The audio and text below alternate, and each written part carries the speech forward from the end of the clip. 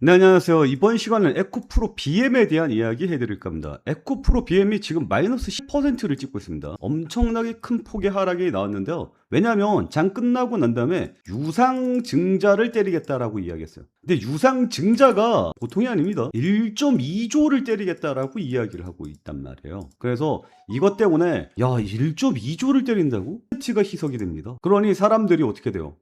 던지고 나가야지. 이러고 지금 던지고 나가고 있는 상황이에요. 그래서 에코프로 BM의 주가 때문에 에코프로도 역시 작살이 나고 있는데 이 상황을 어떻게 봐야 할 것인가? 이거 혹시 기회는 아닐까? 이런 생각을 좀 해보면서 이번 내용을 분석을 해볼까? 저는 기회라고 생각을 해요. 근데 여러분들한테 좀 말씀드리고 싶은 게 기회니까 여기서 사라라는 얘기가 아닙니다. 기회니까 지켜봐라는 얘기예요.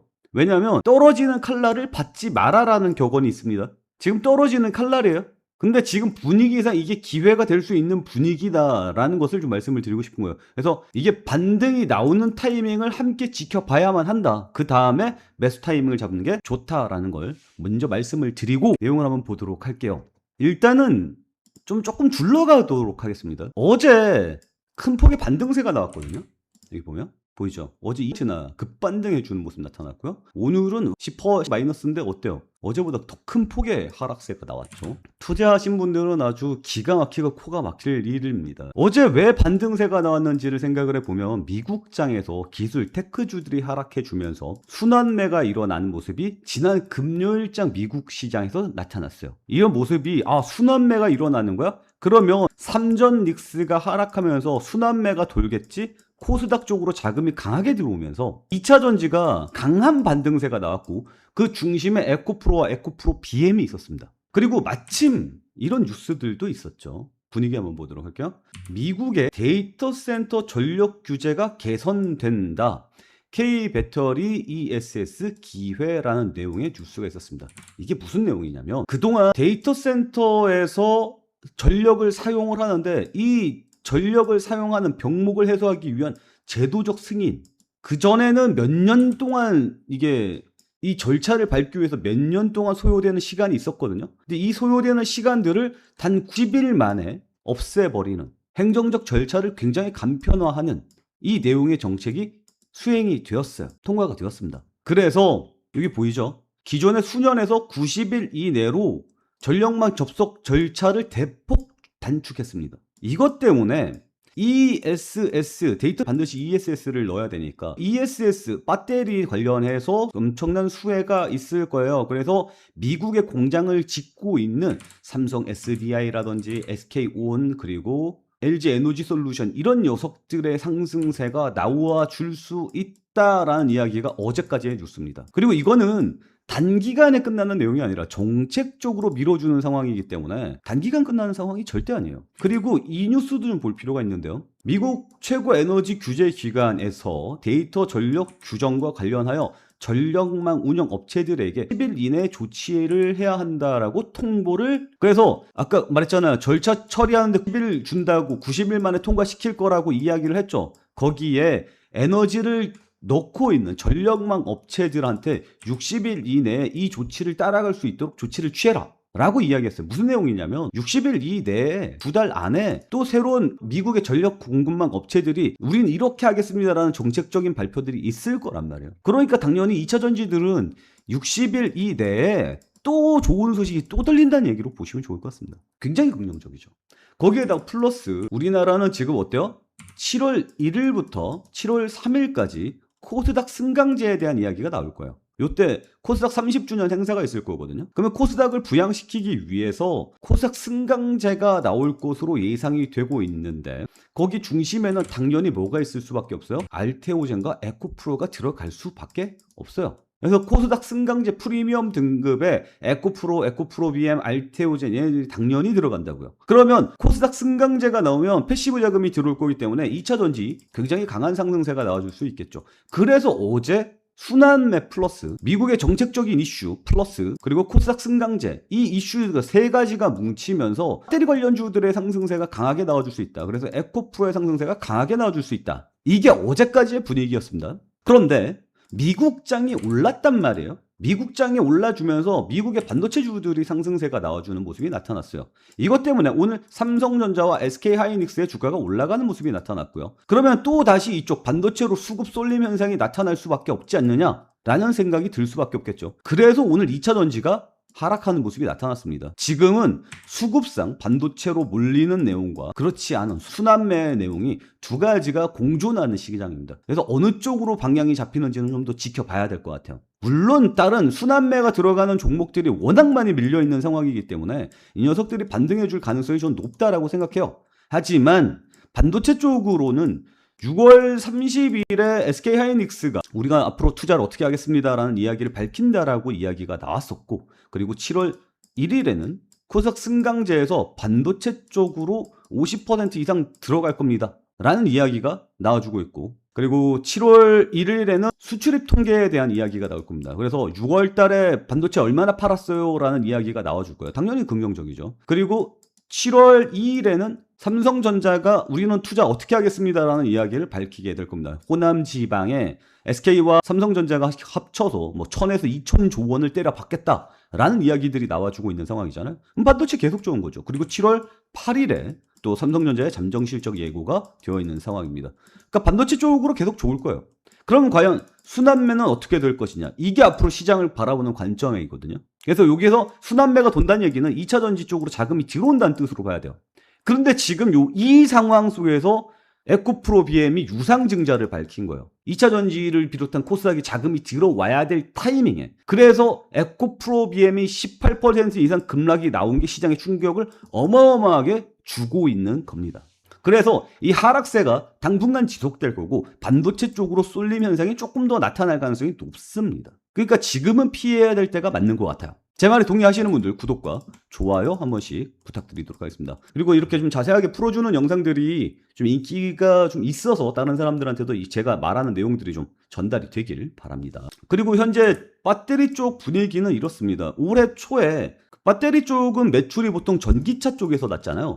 근데 이 전기차 캐즘 현상이 나타나면서 배터리의 이 실적이 잘 안 나왔단 말이에요. 그래서 어차피 올해는 데이터 센터 쪽으로 자금이 몰릴 것 같으니 이쪽에 ESS라고 저장장치 쪽으로 한번 키워보겠습니다 라고 해서 우리나라 배터리 3사가 ESS 쪽으로 방향을 잡았습니다. 그리고 2분기에 분기 실적이 반등을 하는 모습이 나타나고 있어요. 그래서 지금 대형주들 중심으로 실적 개선에 대한 이야기들이 잘 나와주고 있고, 이런과 전쟁 때문에 기름값이 너무 많이 올라가는 바람에 전기차 판매 호조가 이어지면서 K배터리의 수혜가 이어지고 있습니다. 그리고 아까도 말씀드렸지만 미국 배터리 데이터 센터 여기에 들어가는 전력 공급에 대한 이 규칙이 바뀌었기 때문에 그동안 수년 걸렸던 게 90일 안으로 바뀌는 상황이잖아요. 그래서 어마어마하게 빠른 속도로 진행이 될 것으로 예상이 되고 있어요. 그래서 전체적으로 배터리 쪽은 굉장히 긍정적입니다. 대외 변수 자체가.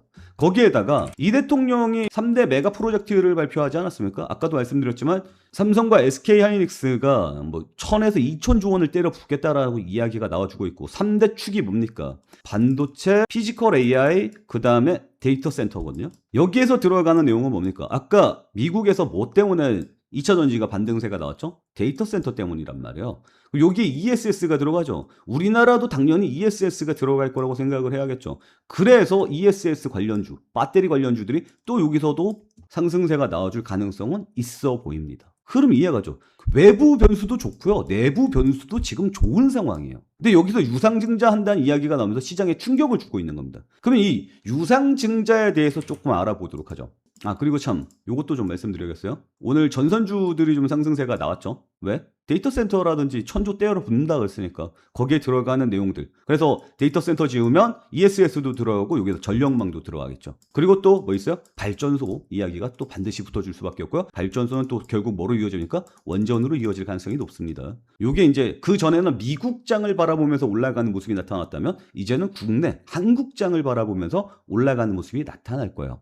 그러니까 지금은 전선으로 가고 있어요. 요 흐름은 따로 영상을 찍어서 알려드리도록 할 겁니다. 자, 에코프로 VM 1.2조 유상증자, 인리 재련소 헝가리 공장 투자 확대. 사람들이 지금 쫄고 있는 게 1조 2천억. 이걸 유상증자를 하고 이거로 인해서 10% 주식 가치가 희석된다.